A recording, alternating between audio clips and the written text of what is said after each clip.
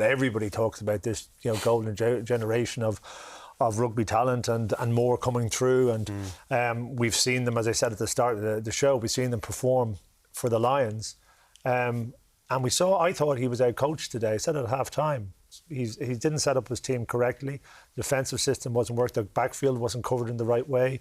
There's questions about the scrum was under serious pressure.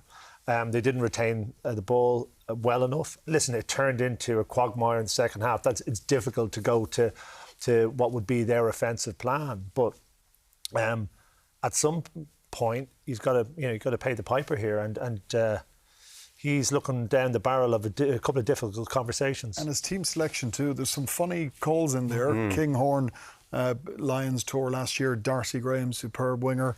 Van der Merwe, they're saying, is out of form, but he played against Leinster 2 weeks ago and he looked pretty sharp, know, and he's exactly the type of person, on that sort of night to give you go forward. He's strong in the air.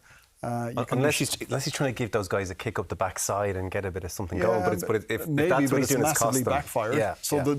There will now definitely be questions over his team selection. Would they get rid of Townsend if say this Six Nations was to continue in this vein? Would you get rid of a coach this close to a World Cup? Do you think? What do you think? I think they could. New Zealand just did it. Yeah. Do you think the Scots would? I don't know. There's a financial imperative there as well, which makes it trickier.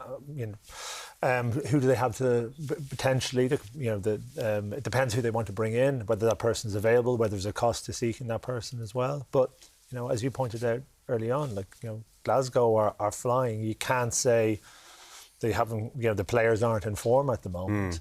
And again, in truth, this is a game that Scotland... Yes, the gap has narrowed. Italy have got better and Italy are at home. But at the same time, Scotland should be winning that game and they haven't.